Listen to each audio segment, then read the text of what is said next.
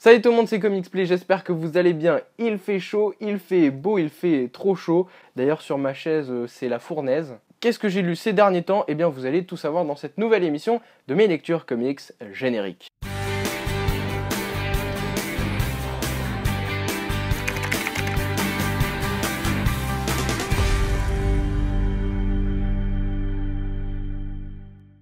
On commence cette vidéo avec la fin, enfin si j'ose dire, de Civil War 2, écrit toujours par Brian Michael Bendis et dessiné par David Marquez. C'est enfin la fin pour Civil War 2. Très prometteur à la base, cet event aura finalement déçu beaucoup de lecteurs, et j'en fais partie. Le postulat de départ était plutôt intéressant, mais au final, l'event est plus que décevant. La bataille finale se finit en quelques pages et nous n'avons pas plus d'indications sur les visions d'Ulysse. Du coup, on ne sait pas si certains éléments nous seront dévoilés un peu plus tard chez Marvel, voire dans un futur event. Tout se finit en quelques cases et Bendis choisit la solution de facilité en laissant planer le doute. On arrive même à se dire à la fin de l'event, tout ça pour ça? Certes, on ne peut pas dire que cet event manque de conséquences, et heureusement, car sinon, il aurait été totalement vide. On retiendra quand même la montée d'une future star pour l'écurie Marvel, David Marquez, qui s'est réellement révélé au plus haut niveau via cet event. Waouh, qu'est-ce qui fait chaud? C'est bon, c'est Civil War 2, je peux l'abîmer. Sincèrement, je n'ai rien à rajouter, je l'ai rabâché du premier numéro jusqu'au dernier, pour moi cet event était clairement décevant. Si vous cherchez un bon event, lisez Civil War 1 qui est 100 fois mieux. Je suis quand même pressé de découvrir Secret Empire car j'ai eu de plutôt bons retours. D'ici là, on a quand même Inhumain vs X-Men qui commence le mois prochain, j'espère que ce sera quand même bon. On continue les kiosques mais aussi Civil War 2, et oui, quand il n'y en a plus, il y en a encore, avec le Civil War Extra numéro 4, qui propose la mini-série sur Ulysse, scénarisée par Ali Wing, et le dernier épisode de la série Karnak. Vous le savez, Ulysse est l'élément déclencheur de Civil War 2. Toutefois, dans les épisodes de l'event, Bendis n'a jamais développé le caractère du jeune homme, ni même ses pouvoirs. Eh bien, c'est chose faite avec cette mini-série qui développe tout ce qui nous manquait lors de Civil War 2. Ali Wing crée une relation maître-élève entre Karnak et Ulysse plutôt intelligente. Karnak l'initie de manière plutôt intrigante et il y va clairement de main forte. S'il nous permet de découvrir des choses que nous ne savons pas et qu'il termine la série Karnak, ce kiosque, après la lecture du dernier numéro de Civil War 2, ne sert finalement pas à grand chose. Je n'en dirai pas plus sous peine de vous spoiler la fin de Civil War 2, mais voilà, ce kiosque ne restera pas dans les annales. Après, c'est un peu de ma faute car j'ai lu cette mini-série un peu en retard et surtout après la fin de Civil War 2. Elle reste intéressante si vous n'avez toujours pas lu la fin de Civil War 2, sinon passez votre chemin.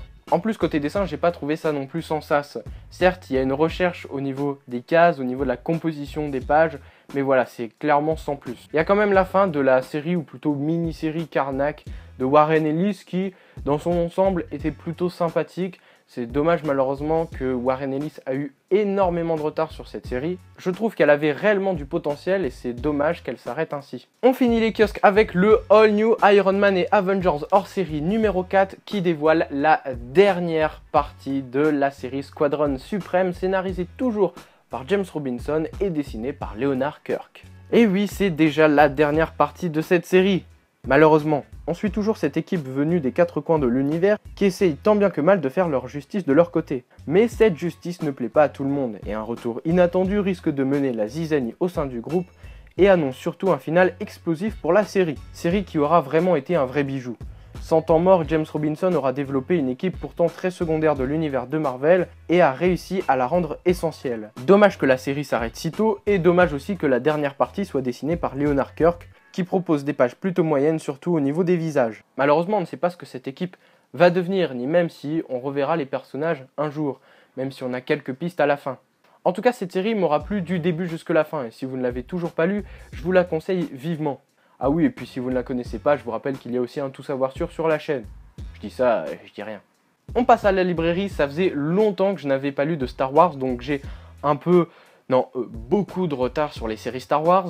Pour me remettre dans le bain, j'ai lu une mini-série qui m'inspire beaucoup parce qu'elle présente un personnage qui pour moi est le personnage le plus charismatique de tous les univers. Clairement, c'est bien sûr Han Solo. C'est une mini-série qui est écrite par Marjorie Liu et dessinée par Mark Brooks. Ah, Han Solo, le personnage le plus charismatique à mes yeux, a enfin le droit à sa propre mini-série. Aidé par son fidèle ami Chewie, il est engagé par Leia pour une mission à haut risque. Il doit à tout prix débusquer un traître au sein de l'Alliance. Mais vous le savez, l'espace est immense et infini, et le fameux chasseur de primes et son compagnon vont devoir sillonner l'univers aux commandes du fidèle Faucon Millennium. Totale réussite, le titre est rythmé et vraiment très beau. On a l'habitude de retrouver Mark Brooks sur des couvertures, mais cette fois-ci, il est au dessin. Son style change beaucoup, mais cela reste vraiment super beau. En particulier les scènes avec le Faucon Millennium. Elles sont fabuleuses et on retrouve toute l'ambiance qu'on adore dans les films. Han Solo est mon personnage préféré de Star Wars. C'est aussi grâce à l'acteur Harrison Ford. Et dans ce titre, on retrouve vraiment toutes les mimiques, tout le caractère du personnage et de l'acteur, et c'est ça que j'aime beaucoup. Alors certes, il y a un petit manque d'originalité, on a déjà vu ça un peu partout, et c'est vrai que le titre n'est pas novateur. Mais j'ai passé un agréable moment de lecture, et c'est le principal. Je n'avais pas pu lire cette mini-série à l'époque de sa sortie, sûrement parce que je n'avais pas le budget à ce moment-là. En tout cas, je ne regrette pas du tout cet achat et pour moi, c'est vraiment la meilleure mini-série que vous pouvez retrouver de l'univers de Star Wars en comics à l'heure actuelle. On termine cette vidéo avec une lecture de Delcourt, La Malédiction de Rowan, un récit thriller horrifique mené par le papa de Lucifer, Mike Carey, et dessiné par Mike Perkins.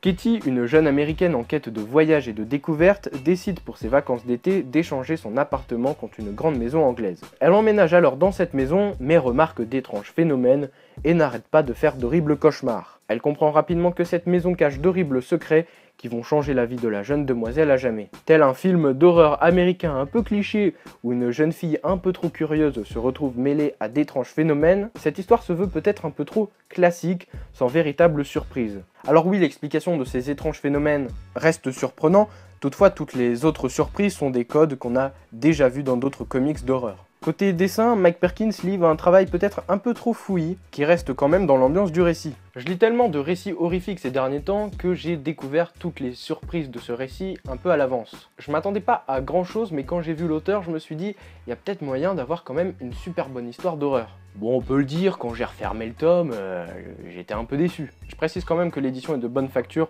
on a toujours des super galeries de couvertures et croquis en fin de tome. Voilà par exemple pour quelques couvertures qu'on retrouve dans ce tome. Je n'irai pas non plus jusqu'à dire que cette lecture est horrible, que vous ne devez surtout pas l'acheter, mais je pense qu'en termes de récit, thriller, horrifique, il y a beaucoup mieux. Et bien voilà, c'est déjà la fin de cette toute nouvelle vidéo de mes lectures comics. J'ai encore plein de lectures à vous présenter, je lis beaucoup ces derniers temps parce que voilà, je suis un peu en vacances, etc. même si je fais beaucoup de choses. Mais malheureusement avec cette lecture j'arrive pas, je ne peux pas tout vous présenter. Il fait tellement chaud, c'est une horreur. D'ailleurs je transpire tellement sur ma chaise que j'ai l'impression d'avoir pissé dans mon pantalon. Mais ne vous inquiétez pas, je vous retrouve très prochainement pour une nouvelle émission de mes lectures comics. Normalement on se retrouve ce week-end, s'il fait pas trop chaud, pour parler d'un clash entre le DC Rebirth et le Marvel Now. Quel relaunch a gagné en kiosque? Eh bien vous allez savoir ça dans cette vidéo ce week-end. En tout cas d'ici là je vous rappelle que vous pouvez laisser un petit pouce bleu si cette vidéo vous a plu. Vous pouvez aussi me retrouver sur les réseaux sociaux Facebook, Twitter et Instagram. Je vous partage toutes mes dernières lectures sur ce dernier. Je vous donne rendez-vous très bientôt pour de nouvelles vidéos sur Comics Play. D'ici là, lisez des comics et parlez-en autour de vous. A bientôt!